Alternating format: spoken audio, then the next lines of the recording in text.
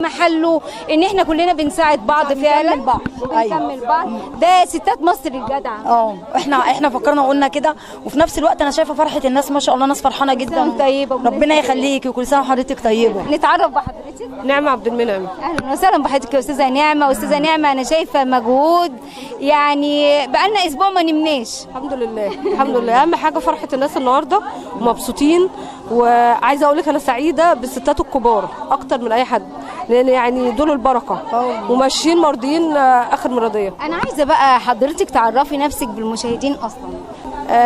انا وعزه كنا مع بعض في العمل العام من فتره، فقررنا ان احنا نعمل مبادره كده صغيره نجمع فيها الملابس اللي بتبقى بين الصيف والشتاء، نجمعها من زمايلنا ومعارفنا ومن معارفنا لمعارفهم ومن معارفهم لمعارفهم لغايه ما نجمع اكبر لبس من الناس اللي بيحبونا. الحمد لله الدكتوره عزه معروفه كويس جدا، وهي ست جميله والناس بتحبها، وانا نفس الحكايه برضو ليه معارفي واصدقائي. جمعت حبايبي على حبايبها وعملنا المعرض ده مع زمايلنا زي استاذ جمال شحاته، زي استاذ حسين بديع اللي واقف معانا، زي الناس المحترمه كتير، زي عم احمد، كل الناس اللي وقفت معانا بنشكرهم. بعد كده لما عملنا اول معرض ابتدت الناس تعرف الفكره، بقت الجمعيات تساعد، اللي عنده حاجه بقى يدوها لنا. بسم الله ما شاء الله. انا شايفه المعرض يعني شامل من فساتين افراح، اطفال كبار صغيرين، لبس بيت، لبس خروج. بسم الله ما شاء الله. قصه فساتين الافراح دي جت كده بالصدفه، لما احنا بنجمع لقينا ناس ادونا فساتين، احنا قررنا نعملها استعاره، ان البنات ياخدوها ويرجعوها كأن احنا اتيليه، بس احنا بناخدش فلوس، احنا عاملينها مجانيه.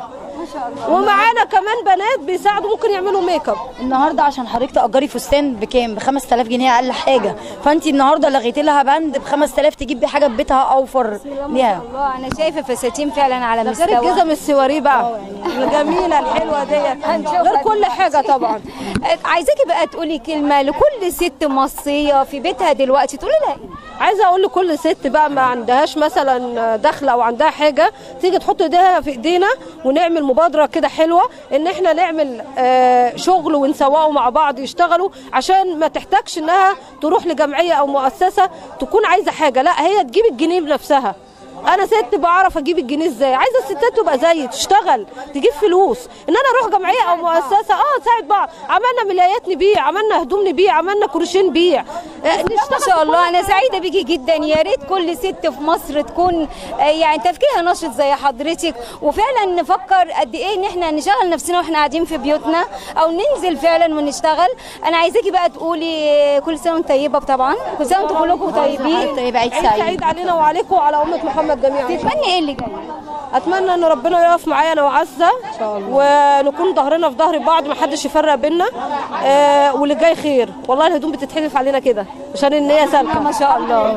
والله ايه اللي جاي؟ ان شاء الله اتمنى ان بكره يبقى احسن، وان احنا نقدر نساعد اكبر قدر من الناس باذن